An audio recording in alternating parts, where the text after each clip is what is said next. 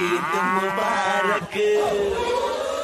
বিশাল কুরবানির পশু হাট, বিশাল কুরবানির পশু হাট, বিশাল কুরবানির পশু হাট, বিশাল কুরবানির।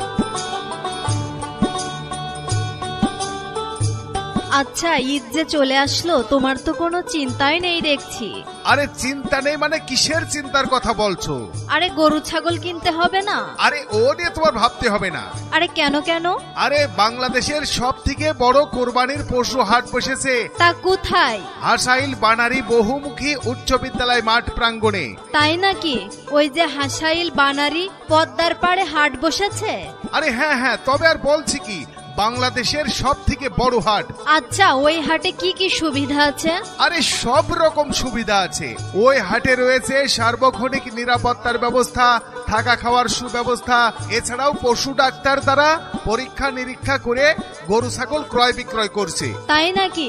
আচ্ছা, যাতায়াতের ব্যবস্থা কি আছে? নৌপথ, স্থলপথ সহ বিভিন্ন ধরনের ব্যবস্থা আছে। তাহলে আর অন্য হাটে না যেয়ে হাসাইল বানারী বহুমুখী উচ্চ বিদ্যালয় মাঠ প্রাঙ্গণ, টঙ্গিবাড়ি থানার পদ্মার পাড়, ওই হাটেই যাও। আচ্ছা ঠিক আছে।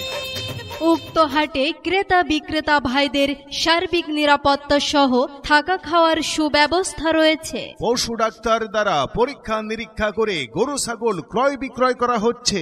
নৌপথে ও স্থল পথে যোগাযোগের সুব্যবস্থা রয়েছে। 24 ঘন্টা জেনারেটর, বিদ্যুৎ ও পানির সুব্যবস্থা রয়েছে।